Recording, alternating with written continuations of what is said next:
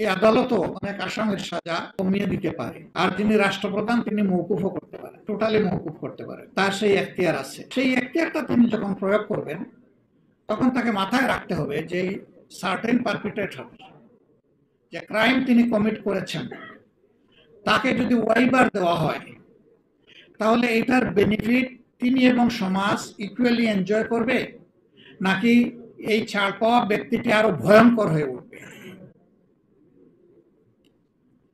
কিন্তু দুঃখজনকভাবে সত্য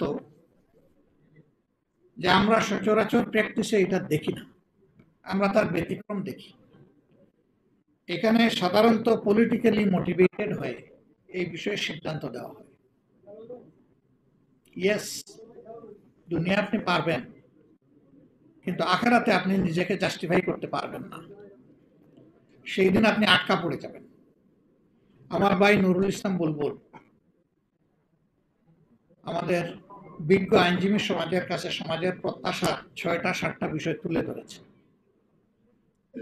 আমি হয়তো সবটা পারবো না, কিন্তু আমার যদি গুড ইন্টেনশন থাকে তাহলে আমার উইল ফোর্স আল্লাহর সাহায্যে আমাকে আগায় দিবে এবং আমি কিছু হলেও সমাজ উন্নয়ন করতে পারবো। আমার রিজেকের ব্যাপারে I myself is the best witness. আমার সামনে আমার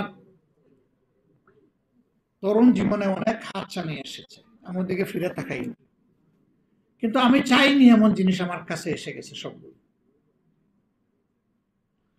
এ থেকে আমার নিজের আস্থা নিজের উপর এতটুকু হয়েছে যে আমি চাই অথবা না চাই, আমার ক্রিয়েটর যদি চান তাহলে যা আমার জন্য অ্যালট করবেন সবটাই আমার বাগে আসবে। এটা ভালো হইতে পারে, খারাপ হইতে পারে। ভালো কর্মের ভালো ফল হবে, খারাপ কর্মের খারাপ ফল হবে।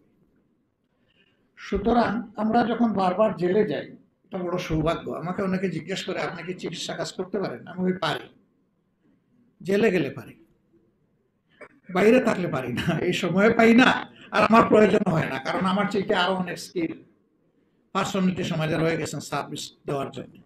কিন্তু জেলে গেলে সেই আমার মানে লোক নাই, সেখানে মানুষের যে কি পরিমাণ ভোগান্তি হয়, যারা জেল এক্সপিরিয়েন্স করেছেন তারা এটা বলতে পারে। আমি জেলকে আমার জন্য অনেক ব্যাপারে অপরচুনিটি হিসাবে নিয়েছি।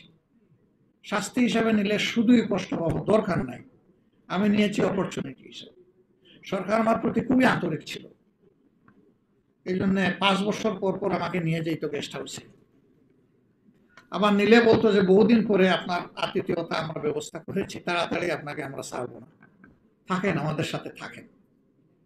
আমি সেইভাবেই এনজয় করেছি আলহামদুলিল্লাহ। আমার কষ্ট লেগেছে, ওই জায়গাটায় বহু মানুষের সাথে আমার সাক্ষাৎ হয়েছে। একবার 82 বছরের একজনকে ওয়েবার দিয়ে তাকে মুক্ত করে দেওয়া হলো। সে বলল যে আমাকে এখানে কবর দেন, আমি যাব না, আমার যাওয়ার কোনো জায়গা নেই।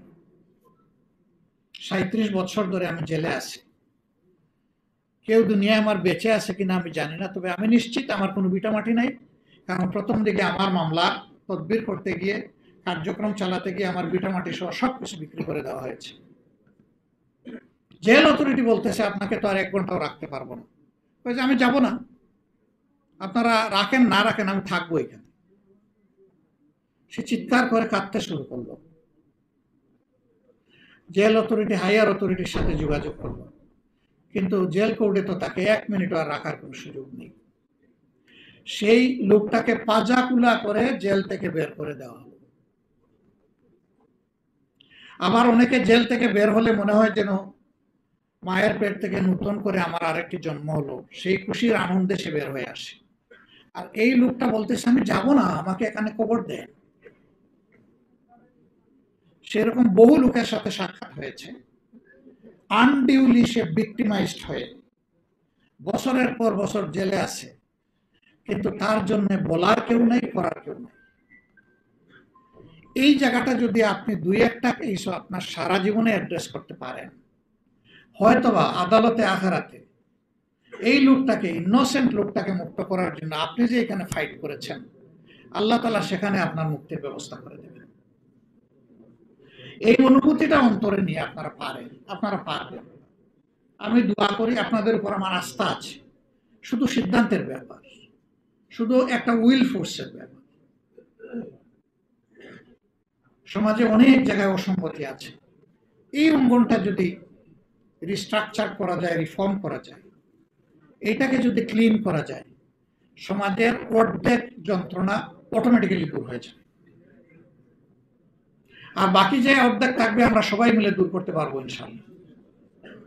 তবে এটা ঠিক, ড্রেনের পানি দিয়ে 14 বার হাত পা ধুইলেও একবারের ওযুর সমান হবে না। পানিটা অবশ্যই পবিত্র হতে হবে। এই জন্য সঠিক রাস্তায় হাঁটতে হবে। সঠিক রাস্তায় হাঁটলেই সমাজের মুক্তি আসবে, বেঠিক রাস্তায় হাসলে কখনো আসবে না।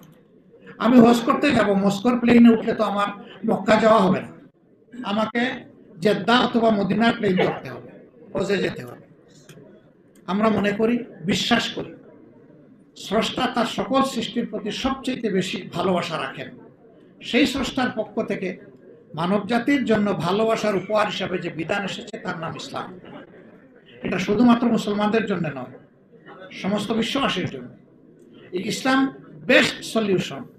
ইসলামের আইনকে চ্যালেঞ্জ করার মতো কোনো আইন দুনিয়ায় এখন পর্যন্ত কবি একটা আইন রচনা করতে পারে না। আমরা বলি যে আমাদের মাদার ল হচ্ছে ইংলিশ ল, ইটস আনট্রু। আমাদের মাদার ল হচ্ছে ডিভাইন ল। যতগুলা আইন দুনিয়ায় প্রণীত হয়েছে তার ম্যাক্সিমাম আল্লাহর দেওয়া আইনকে অনুসরণ করে হয়েছে। এই জন্য বিদ্যমান আইনের সাথে কোরআনের আইনের সংঘর্ষ খুব কম জায়গায়। যেই জায়গায় সংঘর্ষ বুঝতে হবে, কোরআনিক ল উইল প্রিভেইল এবং বাকি যেটা সেটা প্রিভেইল করবে না।